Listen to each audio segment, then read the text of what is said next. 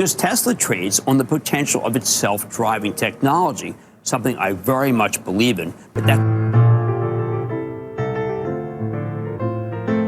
Wood saying in an interview on Bloomberg TV the stock will hit $2,600 in 5 years.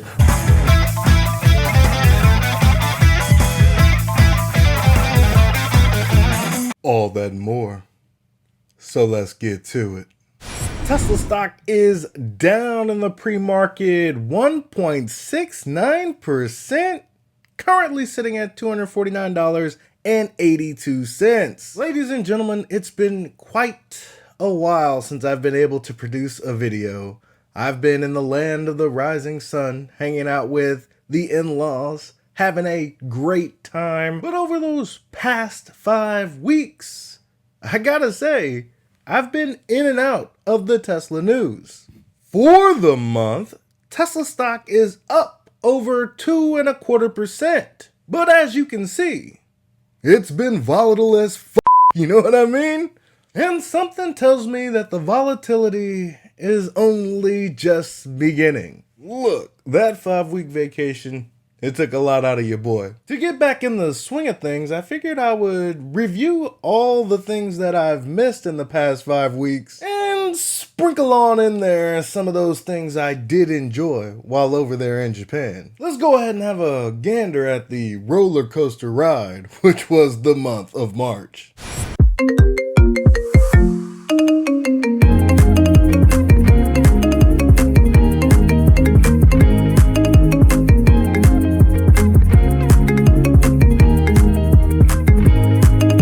Last couple months, though, the stock's just been obliterated. Now, some of that's because Musk's playing a much bigger and more controversial role in the administration than most of us expected, and not paying enough attention to business. Controversy is not good for sales. We don't like controversy, especially overseas. Some of it's simply that Tesla's a high-flying growth name in a market that lost all appetite for high-flying growth names, although today it seemed like it was going to get it back. Now, yesterday, the stock started rebounding, and today it tacked on another 7.6%. So, you got to ask, could this be the real deal? Now, listen, it's hard to predict the fundamentals here, in large part because Tesla trades on the potential of its self-driving technology, something I very much believe in, but that could be years down the road.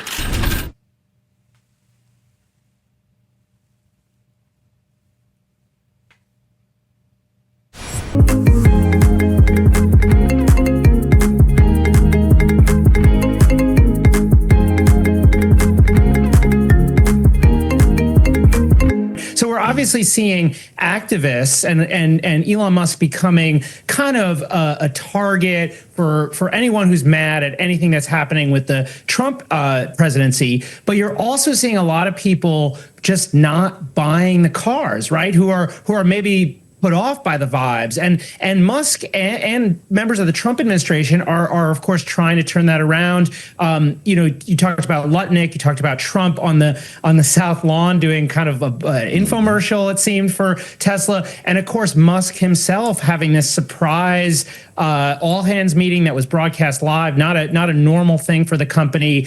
It really seemed like he was speaking both to employees, try to get them to keep their heads up, but of course also trying to speak to the broader public, try to remind people, I am more than just the guy who cuts costs for Donald Trump. I don't know about you, ladies and gentlemen, but over here in the great state of Texas, particularly the Houston area, I'm seeing a lot of Teslas.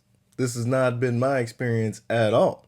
As a matter of fact, I've actually seen some Teslas in Japan.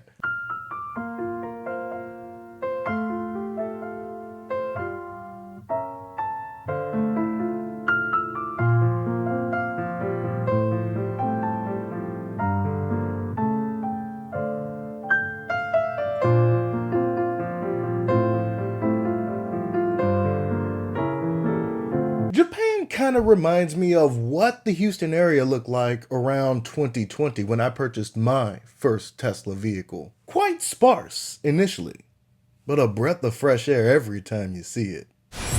Well, the politicization of a brand is really something, Max. You saw the Washington Post reporting the number of Tesla owners trading in their cars surged to a record high in March. In many cases, these were climate-focused liberals who were trying to buy electric cars to be climate-friendly and have something cool to drive around here. The former vice presidential nominee for the Democratic Party was talking the other day about not only how great it was the stock was down, but how to use dental floss to remove the Tesla logo from your car. Are we going to end up in a world where Republicans are driving Teslas and Democrats have to pick something else? I can feel this one.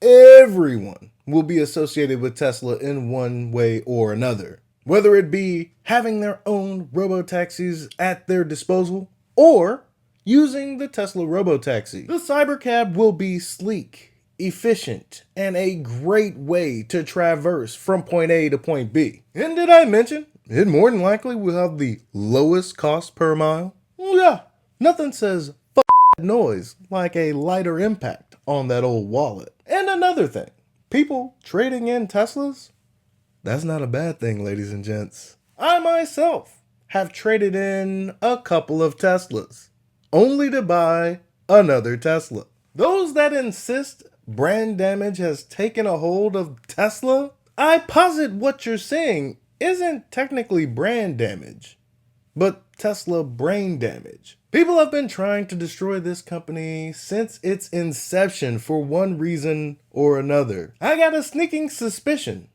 that this too shall pass.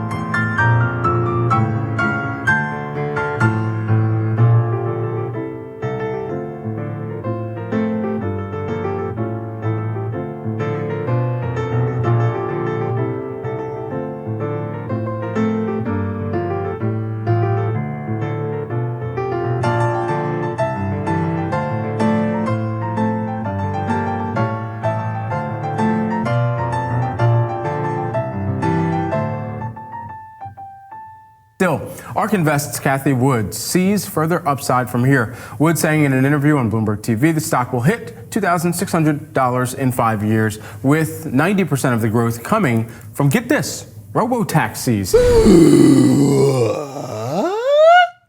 Honestly, ladies and gents, in 5 years, that'll be 2030, shares at $2,600 might be an understatement. And if you think further into how they've been evaluating the robo-taxi TAM, that total addressable market, and how Tesla compares to some of the others out there, specifically Waymo, according to their research, Waymo's commercial robo-taxi service is logging about 200,000 miles per day. Impressive metric, they say, given its small fleet size. All that said, though, they still believe that it's going to prove, their words, inferior to Tesla's full self-driving service, which even before the planned launch of its robotaxi service in June is logging about 10 million miles per day across a myriad of real-world conditions, as they have kind of modeled and published, I should say. Ding, ding, ding, ding, ding. Tell her what she's won, Johnny. Your mother. Right. Robo-taxi service to be launched this summer? You best believe your boy is going to go to Austin just to see the logistics of how this pans out. Not to mention, Austin's a pretty fun city if you know where to go. Let's just say I'm going to look forward to that robo-taxi ride home, if you know what I mean.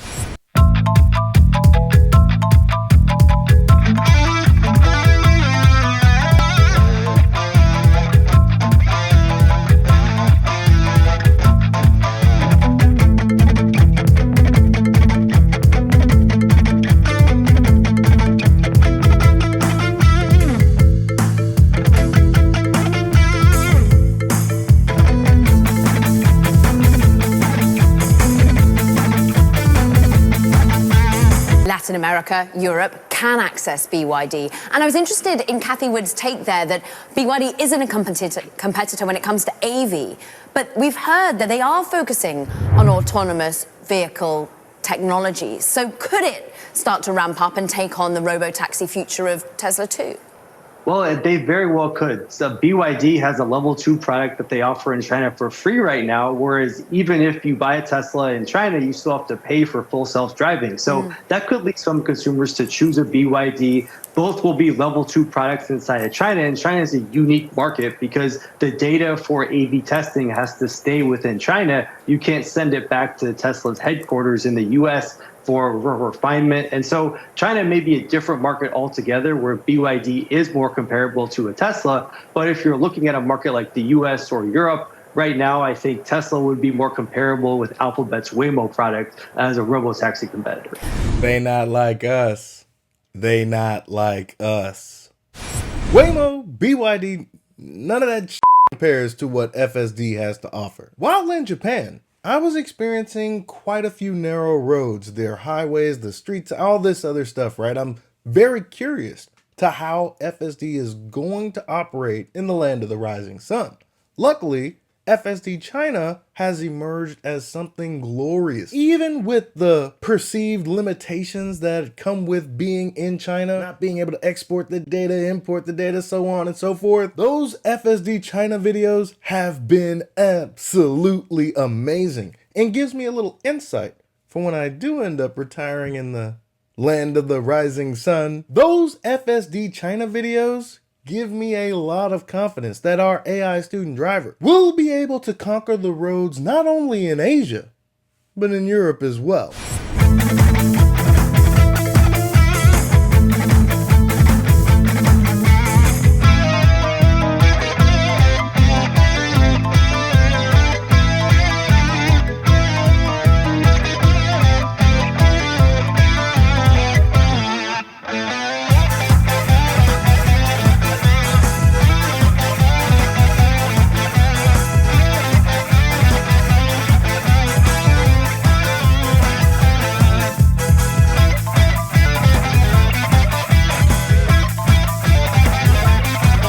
Tesla's become a political symbol. And that's a bad thing for any brand. And, you know, more and more, as you see, whether it's on the White House lawn or, you know, as we see more and more from D.C., that's a bad thing for Tesla because it comes down to Tesla shareholders. They own Tesla, and it's the reason we're bullish because of autonomous, disruptive tech, what I believe is, along with NVIDIA, one of the best disruptive technology companies over the next decade. But it's a crisis moment. And I think, you know, when we wrote the note, it's really urging Musk, urging the board. I'm not going to listen to you. Look, it's... I mean, I sat across from him now. It's a long time ago. It was you could argue a different Musk back in 2023 May. But he said then, and I would assume he'd say the same thing to you now. I don't care, Dan. I'm going to say what I want to say and do what I want to do. Yeah, and David, I think he could do what he wants to do. I think the issue now is...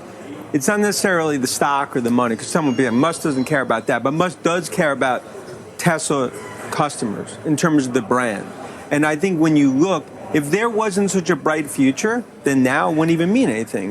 But the irony is, it's probably the best technology innovation ahead when it comes to FSD, autonomous, and everything But if else. it is, then shouldn't that stand on its own? And that was what the stock was all about anyway. It was never really about fundamentally selling cars, right? It was never valued that way. So if they're going to have the best technology and be leaps ahead, why does the brand perception matter? In the long run, it doesn't. I mean, let's be real, folks. Elon Musk is bringing rockets back to Earth and catching them with chopsticks. FSD is going to save countless number of lives all over the world. The man is giving paraplegics back their agency. No one is going to give a flying f*** as long as the technology works. Sure, this perceived brand damage is going to frighten a many of fund managers, Dan Ives included. But that is very much short-term noise compared to the incredible signal of where Tesla is going to be in the future.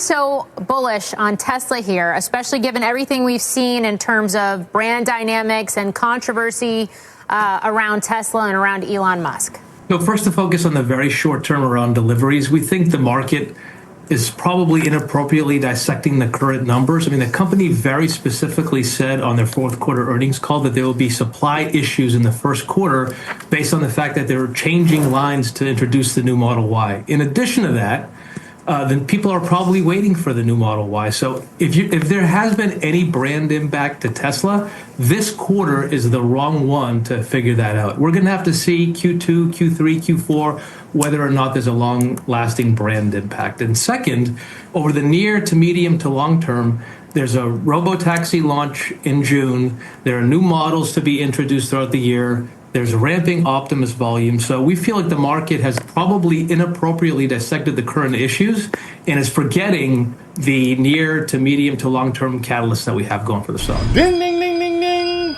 Tell him what he's won, Johnny. Your mother. Right. Let's not jump the gun here, folks. Tesla's got a lot going on. And when I mean a lot going on. The Model Y, the best-selling vehicle on the planet, which will more than likely be the best-selling vehicle in 2025 as well, is an absolutely gorgeous vehicle. Kudos to Franz and Lars for making this vehicle happen. Not to mention, I do believe we've got some more affordable models on the way, expected to be in production the first half of 2025. Yeah. That is going to occur quick, fast, and in a hurry. And while we're focused on these shiny objects, later on, 2026, you can expect to see the Cybercabs to be rolling out of factories. You remember, this is where Cathie Wood expects 90% of Tesla's future revenue to come from.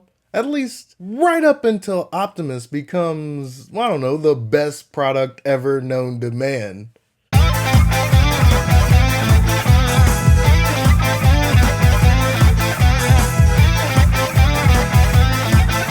That's all I've got for you today. Be easy. Peace.